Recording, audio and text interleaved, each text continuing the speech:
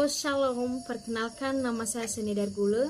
Saya dari mahasiswa ST Anugerah Misias Barat, Prodi Teologi, NIM 08012177. Dalam video saya ini, saya akan menjelaskan tentang penginjilan lintas budaya sebagai dosen pengampu Ibu Erlina Warubu, MTH.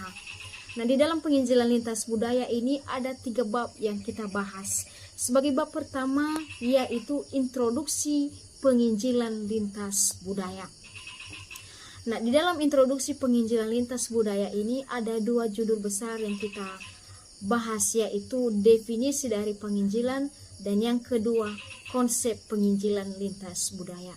Yang pertama yaitu definisi dari penginjilan lintas budaya. Perlu kita ketahui bersama apa yang dimaksud dengan penginjilan lintas budaya ini. Nah, penginjilan lintas budaya ini adalah memproklamasikan Kristus tentang keselamatan. Allah mempunyai misi di dunia ini disebut sebagai amanat agung. Dapat kita lihat dari Matius pasal 28 ayat 19 sampai ayat yang ke-20. Itu adalah dasar Alkitabiah untuk melakukan penginjilan lintas budaya atau amanat agung. Nah, selain amanat agung ini, ada beberapa alasan-alasan mengapa kita melakukan penginjilan lintas budaya ini. Nah, yang pertama yaitu Allah menghendaki semua orang diselamatkan. Yang kedua, kasih kepada Kristus dan sesama. Yang ketiga, ketaatan sebagai bukti kasih. Dan yang terakhir yaitu kerelaan. Itulah alasan-alasan mengapa kita perlu melakukan penginjilan lintas budaya ini. Nah, di dalam melakukan penginjilan ini tidak hanya sebagai tugas seorang hamba Tuhan atau sebagai tugas pendeta saja, namun kita sebagai orang yang percaya kepada Tuhan, kita bertugas untuk melakukan penginjilan ini kepada orang-orang yang masih belum mengenal siapakah juru selamat itu yang sebenarnya. Nah, sekarang masuk kita pada bagian yang kedua, yaitu konsep penginjilan lintas budaya. Konsep penginjilan lintas budaya ini dapat dikelompokkan menjadi 2, yaitu penginjilan lintas budaya dalam negeri atau lokal. Yang kedua, penginjilan lintas budaya di luar negeri. Yang pertama yaitu penginjilan lintas budaya di dalam negeri. Penginjilan lintas budaya dalam negeri adalah pelayanan misi yang terdapat di dalam negeri, yang artinya masih di dalam satu negara tersebut, tetapi berbeda ras, suku, budaya, dan bahasa. Contohnya, seorang hamba Tuhan berasal dari suku Jawa pergi memberitakan Injil kepada suku Dayak atau salah satu suku-suku yang lain yang ada di Indonesia. Itulah yang namanya penginjilan lintas budaya di dalam negeri. Sekarang yaitu penginjilan lintas budaya di luar negeri. Penginjilan lintas budaya di luar negeri adalah suatu pelayanan pemberitaan Injil yang ditunjukkan kepada kelompok budaya atau komunitas tertentu di negara lain. Baik, sekarang kita akan membahas bab 2, yaitu budaya dalam kerangka pikir misiologi. Di dalam bab 2 ini ada 3 judul besar yang kita bahas. Yang pertama adalah memahami budaya, yang kedua Injil dan budaya, dan yang terakhir adalah analisis budaya. Yang pertama yaitu memahami budaya. Kita sebagai penginjil perlu sekali kita memahami budaya setempat di mana kita melakukan penginjilan. Ada 4 hal yang harus kita lakukan atau yang harus kita miliki sebagai seorang penginjil. Yang pertama adalah tingkah laku. Nah, ketika kita melakukan penginjilan, maka kita harus memahami bagaimana tingkah laku di mana kita berada atau di mana kita melakukan penginjilan tersebut. Yang kedua adalah nilai-nilai. Artinya di sini adalah bagaimana nilai-nilai atau bagaimana yang baik di tempat kita melakukan penginjilan atau di suku-suku tempat kita melakukan penginjilan. Yang ketiga adalah kepercayaan. Nah, kita sebagai seorang penginjil perlu sekali kita harus memahami bagaimana kepercayaan yang dianut oleh tempat kita melakukan penginjilan tersebut. Yang terakhir adalah cara pandang dunia. Yang artinya di sini bagaimana cara pandang dunia di suku tempat kita berada tempat kita melakukan penginjilan tersebut. Yang artinya apa?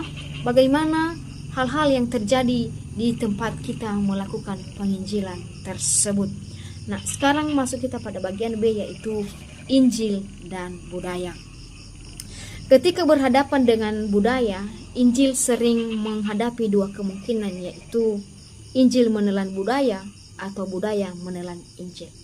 Nah, kedua-dua ini sama-sama mendatangkan kerugian. Jadi hanya satu solusi supaya hal tersebut tidak terjadi, yaitu kontekstualisasi. Nah, berkontekstualisasi ini sangat penting bagi kita sebagai seorang pelayan, atau sangat penting di dalam pelayanan kita sebagai seorang penginjil. Supaya apa?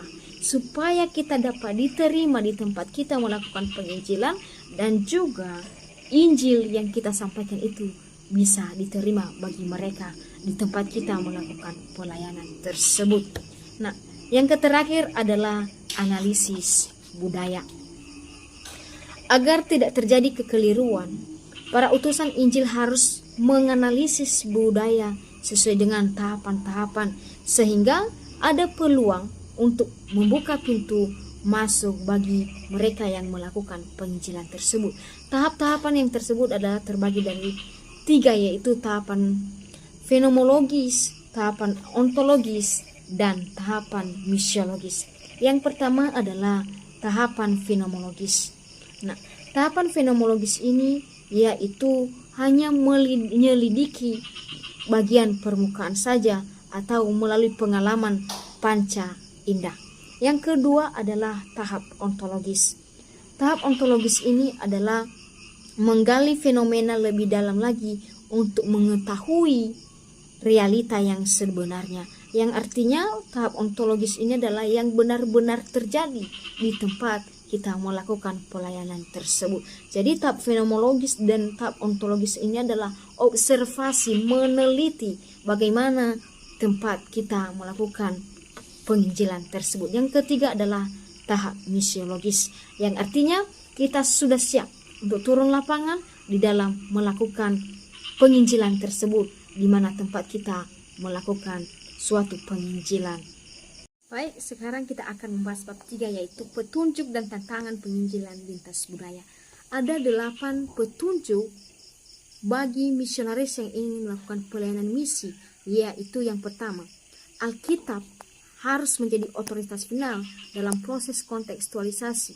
Tidak boleh patuh kepada ideologi manusia yang pada akhirnya akan menimbulkan sinkretisme.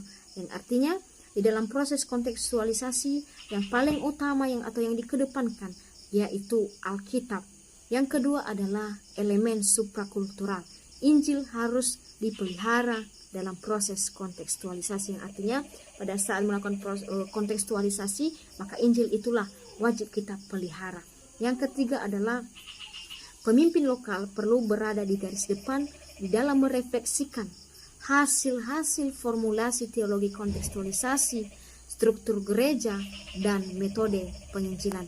Yang keempat yaitu formulasi teologi perlu dibangun berdasarkan informasi teologi yang sebelumnya dan menjadi bahan dialog dengan komunitas Kristen yang lebih luas untuk menolak bidat dan sinkretisme. Jadi artinya bahwa otoritas Injil itu harus lebih tinggi dibandingkan dengan budaya. Yang kelima adalah sinkretisme perlu ditolak di dalam proses refleksi teologi lokal. Yang keenam adalah kesabaran dan kerendahan hati diperlukan oleh misionari, karena komunitas Kristen yang baru biasanya mencoba-coba untuk menjadi sinkretisme dan bidat. Yang artinya kita sebagai misionaris ini atau seorang penginjil perlu sekali kita memiliki kesabaran di dalam menyampaikan kebenaran firman Tuhan, dan juga perlu yang namanya kerendahan hati di dalam melakukan penginjilan tersebut.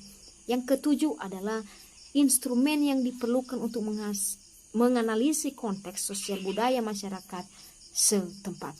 Yang kedelapan adalah sebuah model kontekstualisasi yang menyeimbangkan Alkitab dan konteks sosial budaya harus dilakukan.